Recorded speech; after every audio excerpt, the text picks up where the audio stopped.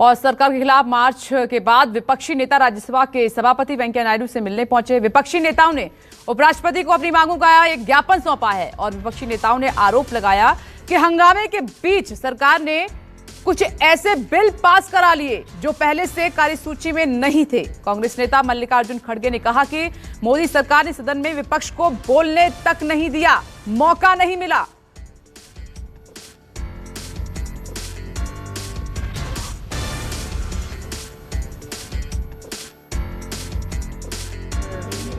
राज्यसभा के चेयरमैन हैं, उनसे मिले और उनको हमने एक मेमोरेंडम पेश किया, लेकिन उसमें यही बात हमने कही है कि सरकार ने जितने बिल गड़बड़ी में हाउस ऑर्डर में न रहते हुए भी पास कर लिया, हर 10 मिनट को एक बिल पास हो गया और किसी को बोलने का मौका नहीं मिला और उन कानूनों में क्या कमियां हैं वो बताने के लिए भी समय दिया नहीं। उसके बाद में फिर भी हमने सरकार को कोविड इश्यू पे डिस्कशन के लिए हम पूरे और विपक्षी नेताओं के बाद सरकार के मंत्रियों ने भी उपराष्ट्रपति से मुलाकात की है। बताया जा रहा है कि मंत्रियों ने सदन में हंगामे के आरोपों पर सरकार का पक्ष रखा है और अब से थोड़ी देर के बाद सरकार के 7 मंत्री प्रेस कॉन्फ्रेंस भी करने जा रहे हैं। जाहिर सी बात है कि विपक्ष सरकार की पोल खोल रहा है कि सदन सरकार की वजह से नहीं चल पाया, तो सरकार बताएगी कि विपक्षी कमियां क्या क्या रही जिसके चलते जनता के समय की बर्बादी हुई, पैसे की बर्बादी हुई और जो बहुत महत्वपूर्ण बिल थे उन पर चर्चा तक नहीं हो पाई, वो पास नहीं हो पाए विपक्ष की वजह से। तो एक दूसरे पर आरोप प्रत्यारोप का दौर चल रहा है।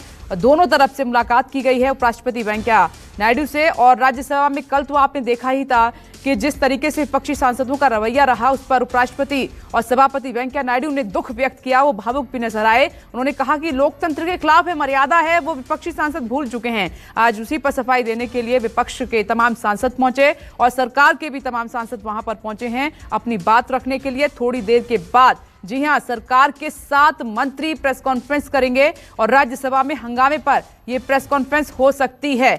और मॉनसून सेशन की बड़ी वजह क्या रही ना चलने की, वक्त से पहले ही उसको अनिश्चित काल के लिए सस्पेंड करना पड़ा, ये देखना होगा, बताना होगा, क्योंकि जनता भी अब पूछ रही है कि अगर ऐसे ही सत्र बुलाने हैं तो मत बुलाइए जिसमें पक्ष और विपक्ष सिर्फ आपस में उलझे रहते हैं, अपनी बात करते हैं, जनता की बात नहीं हो पाती है। कुमार गौरव लगातार अपनी नजर बनाए हुए हैं इस खबर पर। कुमार गौरव, कितनी देर है? अब 2 बज चुके हैं। बिल्कुल, थोड़ी देर में अब से प्रेस कॉन्फ्रेंस शुरू होगी। 7 मंत्री आपको नजर आएंगे मंच पे बैठे हुए और जाहिर सी बात है जो कल जो राज्यसभा में हुआ, लोकतंत्र के मंदिर में हुआ, वो शर्मनाक था। इस चीज पर चर्चा होगी क्योंकि विपक्ष ने अपनी तरफ से एक बैठक की थी, राहुल गांधी भी उसमें शामिल थे, उसके बाद विजय चौक तक मार्च किया था, तमाम तरह के आरोप लगाए गए थे कल सरकार को लेकर। विजय चौक पे जो राहुल गांधी और अपोजिशन नेताओं की जो प्रेस कॉन्फ्रेंस हुई थी उसमें, उसके बाद फिर उपराष्ट्रपति यानी राज्यसभा के सभापति से भी 14-15 विपक्षी दल के नेताओं की बैठक हुई, उन्होंने अपनी शिकायत दर्ज कराई है वहां। उसके बाद सरकार की तरफ से भी मुख्य तौर पर सदन में नेता पीयूष गोयल, उप नेता मुख्तार अब्बास नकवी, संसदीय कार्य मंत्री प्रहलाद जोशी ने राज्यसभा के सभापति से मुलाकात की है, उन्होंने भी अपनी बात कही है। और तमाम इस आरोप प्रत्यारोप के दौर में अब सीधी नजर जो है वो पड़ी हुई है, वो नजर। एक मिनट कुमार गौरव, रोकना पड़ रहा है। नमस्कार, मैं हूं मानक गुप्ता।